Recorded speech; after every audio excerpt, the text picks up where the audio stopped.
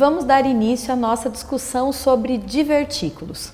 O que são divertículos, como eles acontecem no nosso organismo e o que nós podemos fazer para conviver melhor com essa situação. Para esclarecer todas essas nossas dúvidas, eu estou recebendo a doutora Doriane, que é coloproctologista, e vai conversar conosco sobre essas pequenas dificuldades aí intestinais. Doutora Doriane, é um prazer te receber aqui no nosso programa. Prazer é todo meu, Carol. E as pessoas têm muitas dúvidas sobre o que são os divertículos. Acho bom a gente iniciar realmente com essa definição. Então, assim, divertículos são pequenas hérniazinhas da parede do intestino, né? Então, eles são uns saquinhos que ficam na parede do intestino. Isso se dá pelo processo de envelhecimento e tá relacionado mais a pessoas acima de 45 anos, aumenta a frequência, mas isso não quer dizer que em menores de 45 anos isso não aconteça. É mais raro, mas pode eventualmente acontecer. E à medida que a gente vai ficando mais velho, a gente tem um aumento da frequência do divertículo. Todas as pessoas que têm divertículos têm sintomas? Como se faz para descobrir a existência do divertículo? Então, assim, o divertículo, por ele sozinho, ele não tem sintoma nenhum, tá? Então, o que acaba acontecendo, que a gente sempre pede para que o paciente que é portador de divertículo, ele perceba se dói demais ou se sangra o intestino, tá? Mas, no geral, a gente diagnostica o divertículo quando se faz a colonoscopia, por qualquer motivo que seja, e a gente acaba visualizando essas pequenas herniazinhas. Então, tem pessoas que nunca saberão que tem divertículos se não fizerem a colonoscopia. Exatamente. A complicação desse divertículo pode acontecer de que forma? Ela tem duas grandes complicações. Uma delas é o sangramento, porque lá na herniazinha, bem no início da herniazinha, tem um vaso. Então, acaba que se o cocô passar muito duro, ele acaba arranhando, fazendo com que esse vaso ele fique frágil e sangra. E uma outra coisa é esse divertículo ele inflamar, que é a chamada de diverticulite. É importante dizer que existem as classes. Um é o divertículo. Se você tem divertículo e não tem sintoma, você tem a doença chamada diverticulose. A diverticulite, it quer dizer inflamação, é quando esse divertículo ele está inflamado. Não quer dizer que só porque você tem o divertículo, tem a diverticulite. Essa é uma dúvida da maioria das pessoas, Sim. né? A gente escuta os pacientes falarem, eu tenho diverticulite desde o início do diagnóstico, né? Sim. E quando acontece a diverticulite, o caso de inflamação, o que pode acontecer com esse paciente? Então, assim, lembra que eu falei que é uma hérniazinha da parede do intestino. Então, ela pode começar a inflamar, perfurar e cair cocô dentro da barriga. E isso é uma inflamação grave. Então, se você é portador de divertículo, isto é, se você tem a doença chamada diverticulose e começou a ter uma dor fora do comum na sua barriga, e essa dor só vai aumentando, você tem que rapidamente procurar um serviço médico. Porque a gente precisa diagnosticar e tratar eficazmente esse paciente. Normalmente, precisa de internamento, antibiótico, dieta zero, né? Que isto é, a gente vai tirar a passagem do alimento lá por onde está inflamado, para diminuir o risco de perfuração. Tá. Para que fique bem esclarecido para quem está em casa, nem todo mundo que tem divertículo vai em algum momento da vida ter a diverticulite. Apenas 25% dos portadores de doença diverticular, de diverticulose, apenas 25% é que vão ter o quadro chamado de diverticulite. Outra dúvida, a gente já vê alguns pacientes que tiveram diverticulite uma vez ficarem extremamente preocupados com a ideia da recidiva. É comum o paciente que já teve uma crise de diverticulite ter repetidas crises? Chega a ser uma prevalência? Então, assim, abaixo de 50 anos, se o paciente teve uma crise de diverticulite, já é indicado operar. Porque o índice de recidiva em pacientes jovens pacientes abaixo de 50 anos, é muito grande. Então, é indicado o tratamento cirúrgico.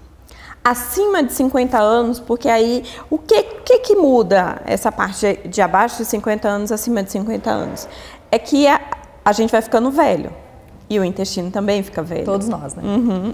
Então, assim, a gente não fica velho só por fora, fica velho por dentro também. Então, o intestino, à medida que o tempo vai passando, ele vai ficando mais flácido, podemos dizer. Tá. E aí, quando é acima de 50 anos, ele vai ficando mais flácido, tal. Então, acaba diminuindo a chance de inflamar. Agora, ao passo que abaixo de 50 anos, a musculatura ainda está mais firme, a musculatura do intestino também.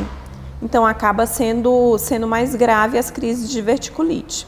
Então, já tem que operar. Abaixo de 50 anos, uma crise. Acima de 50 anos, quem teve uma crise tem 25% de chance de ter uma segunda crise. Se você teve uma segunda crise, você tem 50% de chance de ter uma terceira.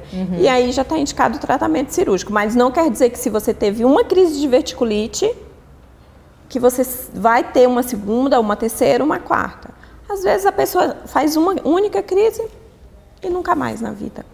Depois a gente vai falar um pouquinho com quem está em casa aí sobre os aspectos da alimentação, né, para esses pacientes. Como a doutora colocou agora há pouco, a ideia do bolo fecal mais endurecido é um agravante, né, para que o divertículo se transforme numa diverticulite. Isso. Mas além do cuidado alimentar, o que quem está em casa precisa prestar atenção para descobrir essa doença e para não deixar isso se agravar? Então, assim, algumas pessoas que têm o intestino preso demais há longos anos, que sangre ou que não sangre, mas que tem o intestino muito preso, que sempre fica distendido, cheio de gás, sempre de tarde já está bem inchada, com a barriga bem inchada. Então, isso acaba sendo uma das coisas que chama atenção para você acabar procurando o serviço médico para diagnosticar. Ok. Tá? E a outra coisa é que algumas vezes os pacientes já abrem um quadro com a diverticulite em si, então já sente muita dor, é uma dor localizada, é mais do lado esquerdo, para não confundir, porque o lado direito é do apêndice. Isso é legal, então, as pessoas têm dúvida. Né? O lado direito é do apêndice e, em geral, o lado esquerdo é da diverticulite. Então, o lado esquerdo doeu muito, procure o serviço médico. Em falar em procurar serviço médico, eu queria aproveitar que a doutora está aqui, é especialista nessa área, para falar um pouquinho da colonoscopia. Porque tem muitos pacientes que têm um pé atrás, um receio muito grande com a realização do exame da colonoscopia, que nós sabemos que é um exame diagnóstico para muitos e muitos casos, como os divertículos ou a diverticulite, né? Fala um pouquinho pra gente da colonoscopia, desmistifica um pouco esse exame pra gente. Tá. Antes de qualquer coisa, na diverticulite, a gente não faz de rotina a colonoscopia. Ok. Tá? Porque o preparo, né? Lembra que eu falei que a gente tem que zerar a dieta para não deixar o cocô passar, para não ter risco de perfurar? Então, não dá para fazer o preparo, né? Em muitos dos casos. E não é legal a gente fazer a colonoscopia. Tá. Existe raros casos que a gente acaba fazendo a colonoscopia, mas no geral a gente contraindica, desinflama o processo e aí depois é que faz a colonoscopia. Aí todo mundo vai perguntar, mas como que é que a gente vai dar o diagnóstico? Através do quadro clínico, que é uma das coisas mais importantes que tem. Então, escutar o paciente, saber o paciente, examinar o paciente, isso tudo já indica muita coisa. E a realização de uma tomografia que é para confirmar.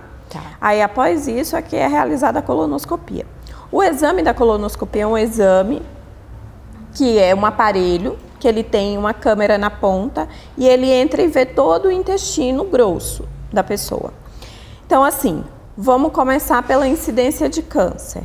No Brasil, principalmente aqui no Sul, o terceiro índice de aparecimento de câncer, a terceira maior prevalência é de câncer de intestino, tá? Então, todo mundo se preocupa com a mama, todo mundo se preocupa com a próstata, todo mundo se preocupa com câncer de colo, de útero. Mas o terceiro é o câncer de intestino. E a gente só consegue dar o diagnóstico de câncer de intestino precocemente mediante a realização da colonoscopia.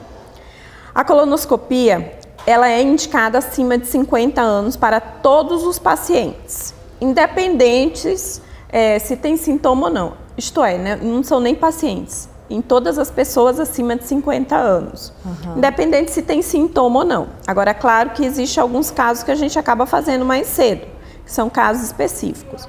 Mas assim, a colonoscopia é um exame extremamente importante para diagnóstico precoce do câncer de intestino. É um exame que se faz dormindo, tá? Então, o paciente ele não sente dor, ele não vai ter todo aquele pudor de estar com o médico olhando. Isso, na realidade, para a gente não importa, porque para a gente cada paciente e cada pedaço do corpo é tratado de uma forma igual, né? Então isso para a gente acaba não tendo pudor, mas para as outras pessoas acaba que tem um pudor muito grande, mas a gente vai estar realizando o exame, você vai estar coberto e vai estar dormindo com o auxílio de um anestesista. Então, mesmo que você tenha vergonha, você não vai entrar em contato com quem está fazendo o exame o tempo inteiro, né? E aí acaba que você vai ficando meio constrangido. Não, a gente fala com você, com o paciente, e depois ele é sedado e a gente realiza todo o exame. Se o paciente quiser, ele nem conversa com a gente, pelo pudor. Sim. Né? Então, não tem... eu acho que não tem sentido não realizar o exame por isso, pelo pudor, pela mistificação do exame, tá? Então, eu acho que a gente tem mais que se cuidar e é um exame que é extremamente importante. A ideia que a gente discute muito aqui no programa é a prevenção, né? Sabendo da possibilidade da realização de um exame como a colonoscopia para prevenção, né? E para diagnóstico precoce, tanto dos divertículos como do câncer, né, de intestino, acho que as pessoas têm que começar a buscar um pouco mais isso, né, doutora? Querer se cuidar antes da doença realmente acontecer. Sim. Né? Então, como que você incentiva os seus pacientes aí no dia a dia a fazer isso? Como que nós podemos dar mais força a essa ideia da prevenção? Então, assim, é uma coisa que você bate, toda a mídia bate e que a gente bate também, né? Então, a gente tem que começar a se cuidar nas pequenas coisas. Um é tomar bastante líquido. Outra é sempre comer bem, Carol. Então, é uma das coisas mais importantes. E a outra coisa em relação a se cuidar é prestar atenção nas pequenas coisas. Primeiro de tudo, mudanças intestinais. Se eventualmente você tem um intestino que funciona super bem e ele começa a prender ou soltar demais, a gente tem que procurar a orientação médica. Isso qualquer idade, tá? E se o intestino é preso demais a longo tempo, começa pequenos sangramentos. Isso é uma outra coisa que você tem que procurar. Mas antes disso tudo acontecer, você tem que tentar achar que as coisas não são normais. Intestino preso demais não é normal, né? O meu normal é 5, 10 dias. Não, isso não é normal. Né? Então isso não entra na normalidade. As pessoas estabelecem um padrão, né? Para mim é normal e pronto. Né? Isso não é normal para todo o resto da população. E o que é normal, a gente não precisa se preocupar. É o que a gente precisa de se alimentar bem, enfim, tudo isso, atividade física, né? Que é o termo se cuidar, né? Não é só por fora. Não é só a parte estética que a gente tem que cuidar. Sim. A gente tem que cuidar da parte interna também, porque ela também fica velha. Né? Mais uma vez a gente cai na ideia de que se for prevenido, muitas coisas não acontecerão. É óbvio, né? E assim, o câncer de intestino, ele se desenvolve através de um pólipo. Que são pequenas inflamaçõezinhas, pequenas verruguinhas dentro do intestino. E a colonoscopia, ela acaba a gente podendo tirar esse pólipo, que é o iniciozinho do câncer. Você inibe, né, completamente. Então, isso aí, você já você tira a alteração que está estabelecida e aí já não vai crescer, não vai desenvolver o câncer naquele local. Mais uma vez, né, gente, eu acho que está na hora de se cuidar. Né? Se existem todas essas possibilidades e o desenvolvimento aí da tecnologia na área da saúde nos proporciona, né, todos esses equipamentos e todos esses diagnósticos precoces, não tem por que ter medo. Né? Sim, não tem.